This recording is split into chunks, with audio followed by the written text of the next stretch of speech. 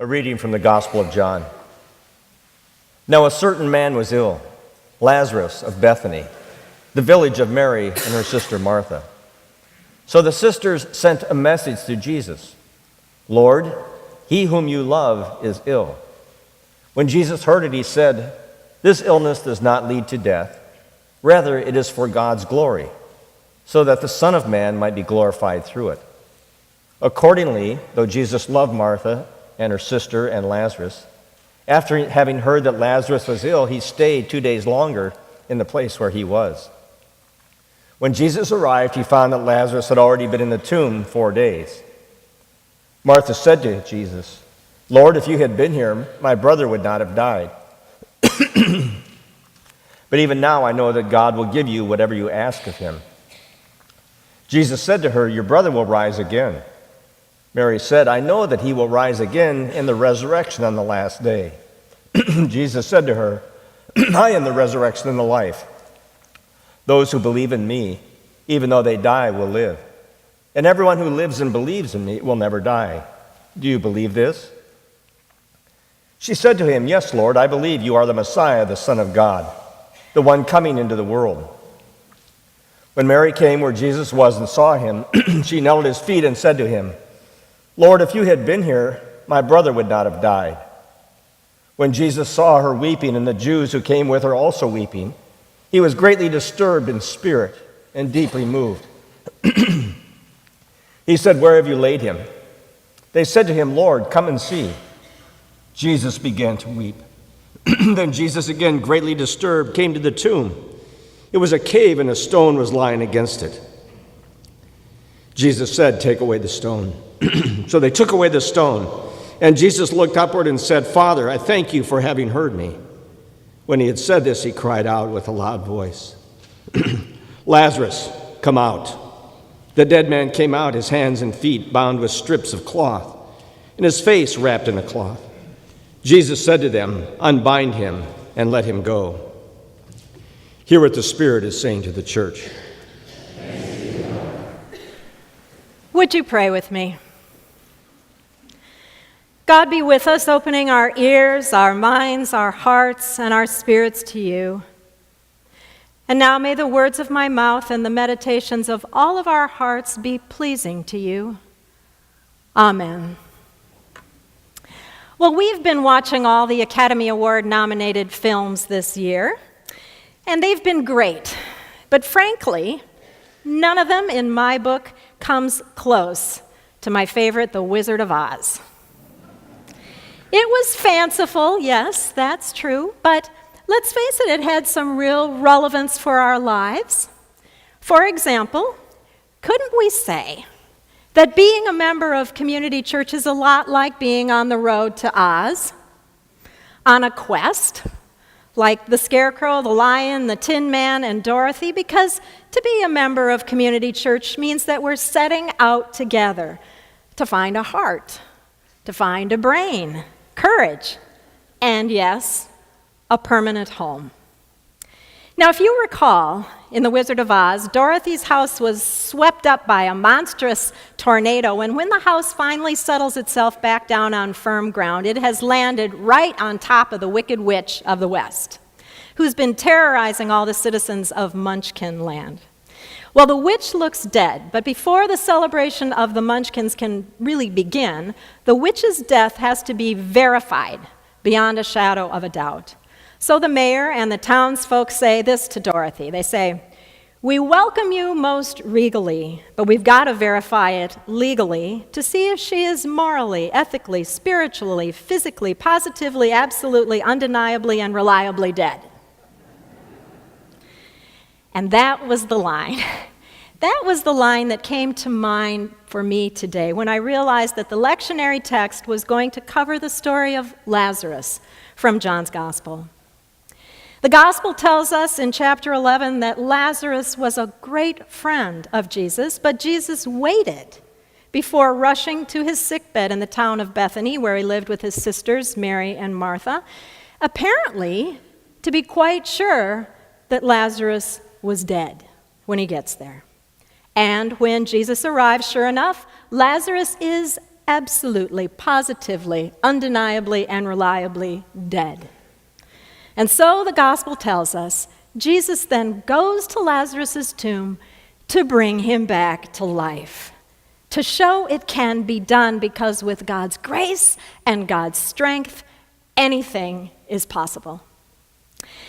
Now, John's gospel is an interesting book, very different from the three synoptic gospels, Matthew, Mark, and Luke, and they don't tell the story at all. And not only is the content of John's gospel quite different from the other three gospels, but the style of conveying the message is different too. For example, in John's gospel, the stories and the dialogues frequently have a meaning on at least two levels. First, and most obviously, the literal level, but secondly, things often have a meaning on a deeper and more symbolic and spiritual level too. So, for example, when Nicodemus encounters Jesus in John's gospel, the double meaning of the story revolves around this issue of being born again, physically, but on a deeper level, being born again spiritually. And when Jesus encounters the Samaritan woman at the well, the double meaning here involves actual water to quench a physical thirst, and on a deeper level, spiritual living water to quench a spiritual thirst. So, in our story from John's gospel today about the raising of Lazarus, we should probably be looking for a double meaning here too. Because on the most obvious and literal level, Jesus has brought his friend Lazarus back from the dead. He's physically alive again. But what might that mean on a second, deeper, spiritual, symbolic level for us? What does this raising of Lazarus from death to new life mean for you and me? Well, first, let's begin with the obvious, the absolute, positive, undeniable, and reliable fact that Lazarus was literally dead when Jesus arrived on the scene. His sisters and all the town folk are gathered around the home and the tomb, and they're mourning. And this is an occasion of deep sorrow for them. When we read about it, we get that, don't we? I would venture to guess that there is not one of us here today, not one, who has not witnessed the death of someone or something they cherished very deeply. So try as we might to avoid or forestall death and loss, their inevitability is just certain.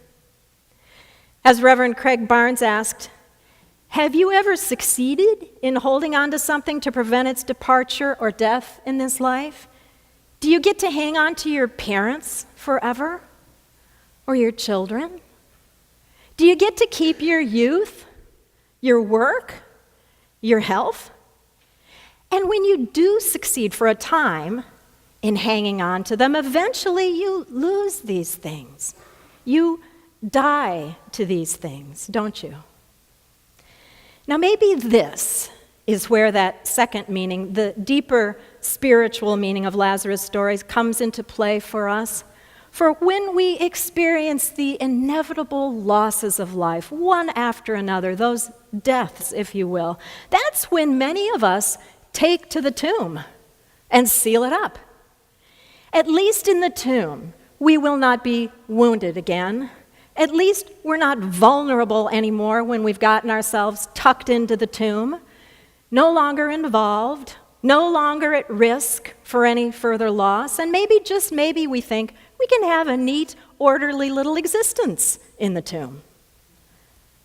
Do you know people who've shut themselves up and away from life like that? People who essentially give up, close up, board up the warmth of their spirits like a beach home before a hurricane? I bet you do. And we should acknowledge something now. It's stifling in the tomb. And the danger is that staying in the tomb long enough will positively, absolutely, reliably, and undeniably lead to death. Morally, first perhaps spiritually, ethically, emotionally, but eventually, finally, that cold tomb becomes the place of our physical death too. Have you ever found yourself going into the tomb? Some of us enter through grief, some through fear, some through hurt or hardship.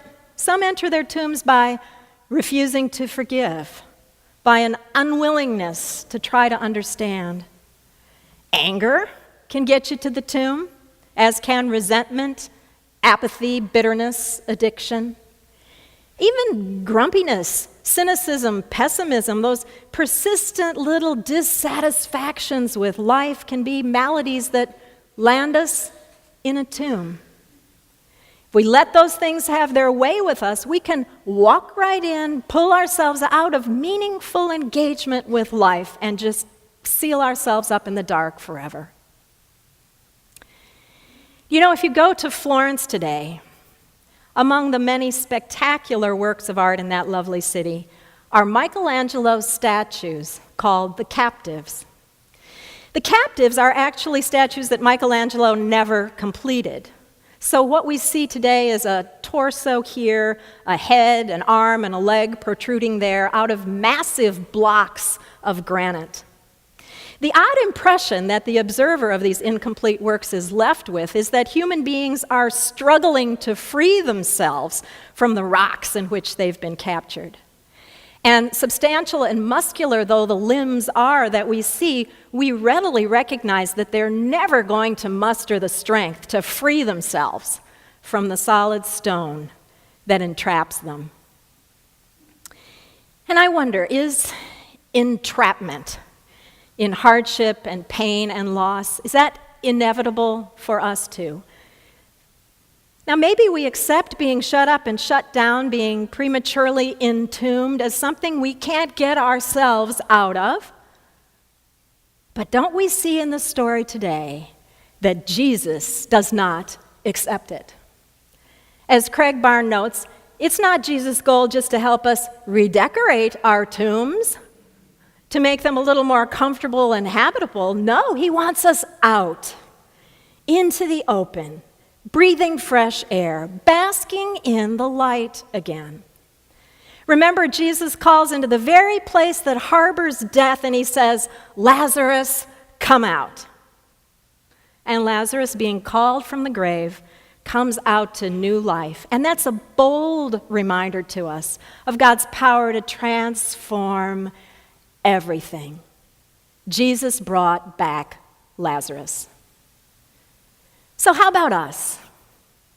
When our lives are overburdened, pressed down, pulled apart, could we get our lives back too? I think this story is saying yes. Come out, Jesus says. And the captive gets up, shakes the grip of death off, walks away because Christ's Spirit is life-giving and love-spreading. And it won't let us hide in those breathless, anguished places of our entombment. It persistently calls to us. And that very call achieves its goal of life's renewal when we listen and respond. Now, there's one more thing of symbolic and spiritual significance that I think we ought to take note of in Lazarus' story. Did you notice that after Lazarus came out of the tomb, that Jesus called on the bystanders to unbind him and set him free? Jesus didn't unwrap Lazarus from his grave clothes. Jesus called on the bystanders to unwrap him and set him free. Now that's interesting, isn't it? Maybe our entry into new life may first require our trusting in God's love and Christ's voice to call us out of entombment, but then it also may require a willingness on our part to let others be involved in unbinding us and setting us free. And I happen to think that's what we Christians are called to do for one another. It takes a heart and a brain and a whole lot of courage to set out as Christ's people together to walk with him towards home, and we can't accomplish it by ourselves. We can't do it alone. We may need the help of one another from time to time to attune our ears to better hear Christ's call. We may need to unbind one another from time to time from everything that holds us back from responding to the life-giving call. But that's just what we do. That's what we do because Christ asks that of us, to take part in completing the miracles he initiates. That's what we do. In fact, not just for ourselves, but for every precious person Christ loves, here or anywhere, who's gotten bound up or held back or trapped somehow in life. That's what faithful people do. They adopt a kind of a Lazarus perspective that keeps stumbling into newness and freshness and do-overs and gratefully receive them and help others receive them too. So I hope this morning you aren't writing your epitaph, spiritually speaking.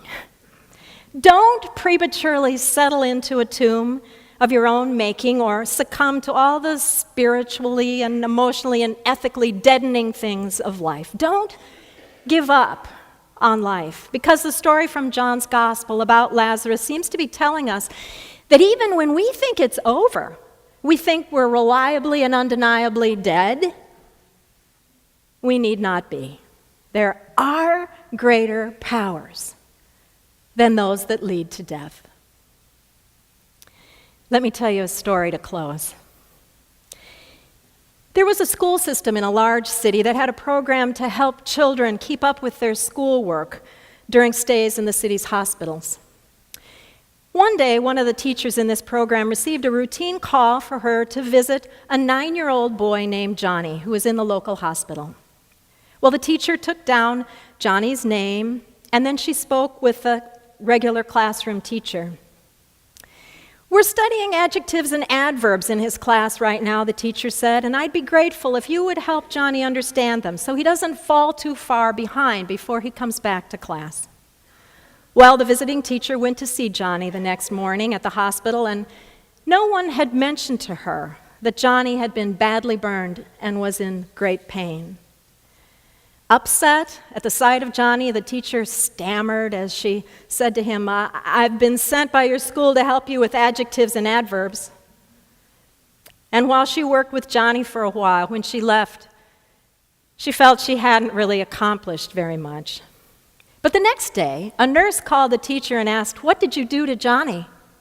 Well, the teacher felt she must have done something wrong and began to apologize. No, the nurse said, "Let me explain. We've been so worried about Johnny for quite some time. He was almost unresponsive and seemed to have given up. But ever since yesterday, his whole attitude has changed. He's fighting back. He's responding to treatment. It's as though he decided to live again." Well, a few months later, after Johnny had made it through the most difficult time and was well on his way to health again, his mother asked him what had happened with that visiting teacher that seemed to change his whole mindset. And Johnny responded, "Well, I knew I was burned really badly, but I figured I was going to be okay when they sent a visiting teacher because I figured they wouldn't send a teacher to work on adjectives and adverbs with a dying boy."